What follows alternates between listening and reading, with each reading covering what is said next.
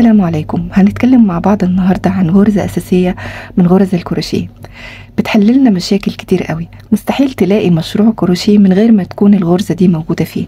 هنتكلم النهاردة عن غرزة سليب ستيتش، أو زي ما قالوا لنا زمان الغرزة المنزلقة. رمزها في الباترون الأمريكي بيكون SLST، تمام، ورمزها في الباترون البريطاني بيبقى SS، وساعات بيكون برضو SLST، ورمزها في الباترون المرسوم او الدياجرام بيكون عبارة عن نقطة سوداء زي ما احنا شايفين.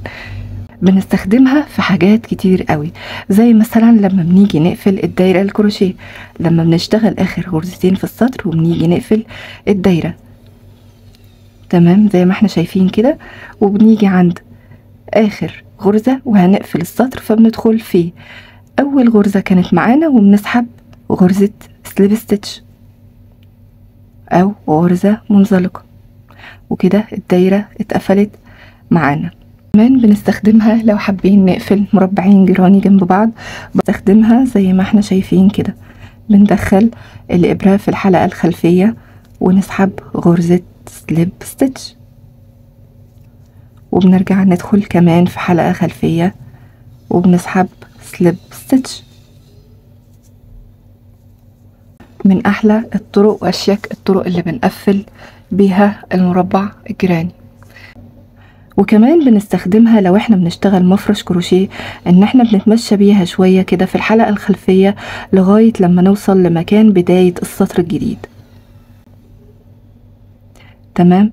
قليل جدا ان احنا بنستخدم الغرزة المنزلقة في مشروع كامل، قايمة بذاتها لوحدها من غير ما بندخل معاها غرز تانية. لكن زمان في أوروبا في القرن 19 كانوا بيستخدموا الغرزة المنزلقة كغرزة قايمة بذاتها في نسيج حاجات كتير قوي كانوا بيشتغلوها، زي الجوارب والطواقي والجوانتيات.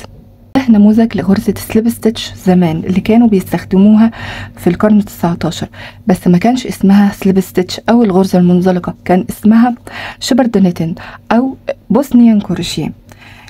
كان ليها كذا شكل، كانت يا اما بيشتغلوها رايح جاي في الحلقة الخلفية زي ما احنا شايفين كده، وشايفين قد ايه كانت مطاطية جدا، وكانت سمكها تقيلة، وكانت بتدف جدا. وكمان دي بيشتغلوها كانت داير ما يدور في الحلقة الخلفية، وكان ليها برضو طريقة تانية ان احنا بنشتغلها داير ما يدور برضو ولكن في الحلقة الأمامية، وكان بيطلع كل غرزة وطريقة شغل من دول بتطلع شكل مختلف في الغرزة. وكان أكيد ليها إبرة مخصوص، كان ليها أشكال كتيرة موجودة وليها صور كتيرة موجودة على النت، بس أنا مرضتش أجيب صورة من على النت أو أحطها معايا هنا في الفيديو علشان حقوق الملكية، فخفت منها بصراحة، جبت لكم رسمة الإبرة دي موجودة كتير قوي على الصور بتاعتها موجودة على النت، وشفت منها بيتباع على أمازون. كانت برضو ليها إيدها عريضة ومسطحة كده علشان يقدروا يطلعوا بيها الغرزة دي. ليه؟ لأن هي بتحتاج إبرة تكون إيدها واسعة شوية زي ما احنا شايفين كده، علشان غرزة سليب ستيتش واحنا بنشتغلها بتبقى ضيقة جدا، يعني علشان نطلع نسيج ضيق ومحكم زي ده بنشتغله بإبرة تقريبا مقاس 4. الإبرة دي كان اسمها شيبرد هوك، إبرة الراعي.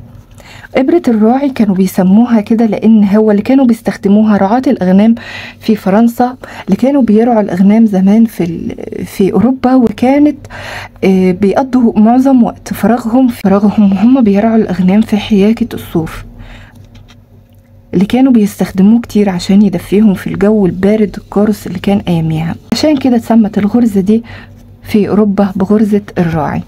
تاريخ الحياكة في أوروبا ده موضوع كبير جدا، اللي بيحب الأدب الأوروبي والكروشيه الاتنين مع بعض هيلاقي وحب يبحث هيلاقي مواضيع كتير قوي بتحكي عن الموضوع ده، بس أنا حبيت أختصر لكم الموضوع على قد ما أقدر، بحيث إن أنا بس أبين لكم حكاية غرزة سليب ستيتش بتاعتنا اللي احنا بنستخدمها دي.